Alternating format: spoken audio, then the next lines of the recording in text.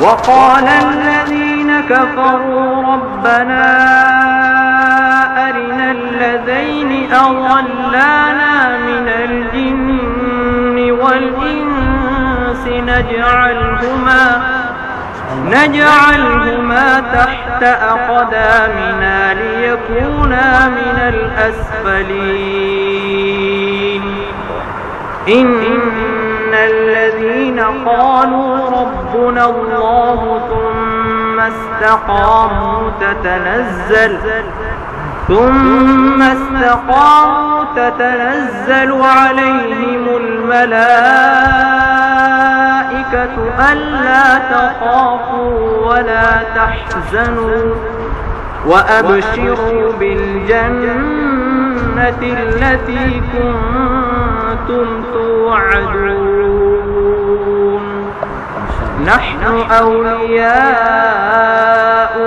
في الحياة الدنيا وفي الآخرة ولكم فيها ما تشتهي أنفسكم ولكم فيها ما تدعون نزلا من غفور رحيم. صدق الله العظيم. أعوذ بالله من الشيطان الرجيم. بسم الله الرحمن الرحيم. وإذ قال موسى لقومه يا قوم اذكروا نعمة الله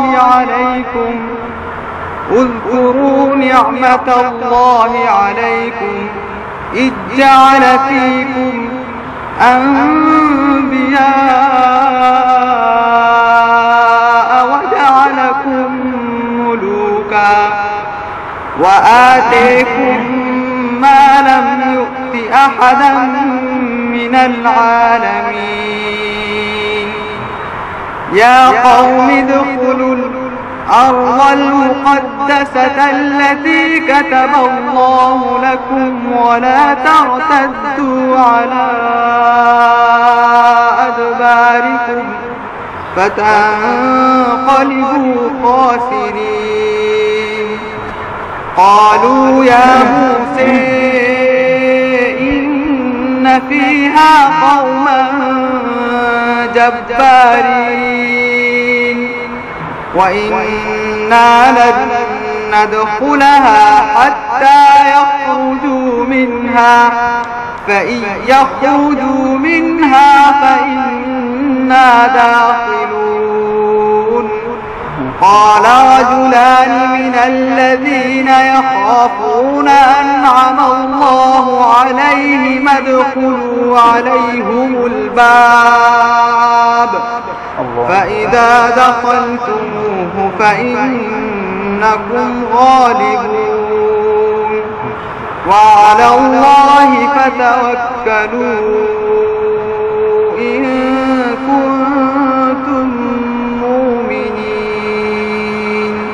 صدق الله العظيم.